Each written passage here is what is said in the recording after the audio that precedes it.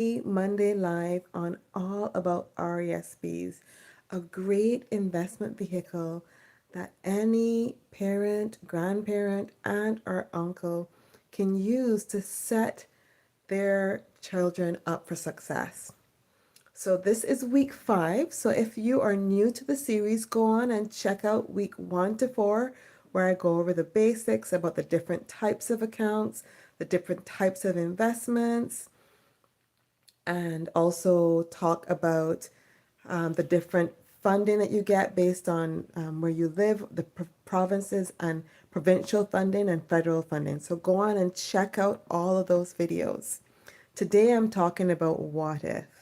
And the question that often comes up is, what if your child doesn't go on to do post-secondary? So you're that diligent parent who started early and put aside consistently while your child was going through grade school and high school, but then after high school, your child decides not to do college or university.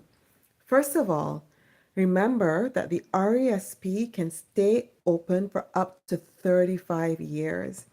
And so your child may decide to do some post-secondary education later. So if they're, just out of high school and they're deciding that they don't want to do it, that might not be their final decision. So it might be your best bet to wait and see if they change their mind or do some other post-secondary education later in year, while you're still able to have the RESP open and you can still pay it out to them if they choose to do that. 1. 2. If you have a family plan and one of your children chooses not to go to post-secondary education, then you may be eligible to transfer your contributions and the related grants to another child within that same plan, or another child within a separate plan, assuming that child has room in terms of contribution limit and also the grants too. So what if, fast forward 35 years is up, or your child is very confident that they're not going to do post-secondary education, and you don't have any other children that you can transfer the RESP to? What happens with that? So what happens is twofold or threefold. First of all, you have 3 things that make up the balance in your RESP. You have your contributions, you have the government grants, which could be federal or provincial, and you also have the earned income, i.e. the return you earned while investing the money. Hi, thanks for jumping on. Feel free to comment below as you come in where you're tuning in from, and if you have an RESP already set up for your child. So those are the 3 things: your contributions, the grants, and then earned income. For your contributions, you can always remove them or withdraw them tax-free from the RESP. The second, which are the grants, if you withdraw your contributions that you got the grants on from your RESP, then you must return the grants back to the government institution, be it federal or provincial. And the third, for the earned income, so the income you earned while holding that money in the RESP, you can do one of 2 things.